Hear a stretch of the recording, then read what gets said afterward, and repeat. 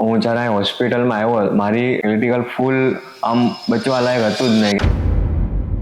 મારું નામ છે હાર્દિક કલસરિયા. મારી એજ છે 21. મારું એક વર્ષ પહેલા એક એક્સિડન્ટ થયું હતું. 4th ફ્લોરથી પડેલો હતો. એમાંથી મને બહુ બધા ડિસલોકેશન એન્ડ ક્રેક થયા હતા બોનમાં. મારા એક બેનના રેફરન્સ રેટથી અમે એડવાન્સમાં દાખલ થયા હતા. મને પહેલા 2 દિવસનું રેસ્ટ કરવામાં આપ્યું કેમ કે મારે પેટની એક બ્લડ સપ્લાયની નળ હતી જે ફાટી ગઈ હતી. પછી મને 2 દિવસ પછી મારું ઓપરેશન કરવામાં આવ્યું. એમાં મારા ફીમરના ક્રેક હતો તેને રિડ્યુસ કરવામાં આવ્યું હતું અને મેન્ડિબલની ઓપરેશન કરવામાં આવ્યું હતું. પછી મને હિપ બોન જે ડિસલોકેશન હતું હું બેસી નહોતો શકતો. ડૉક્ટર સાથે ચર્ચા કરીને ઓપરેશન કરવામાં આવ્યું હતું. પછી મને આઈસીયુમાં 7-8 દી જેવો રાખ્યો હતો મને. અને એનો સ્ટાફ બહુ સારો હતો. મને નિખિલ પટેલ કેસ સ્પેશિયાલિસ્ટ હતા, તેમણે મને પર્સનલી મને પર ધ્યાન રાખેલું છે.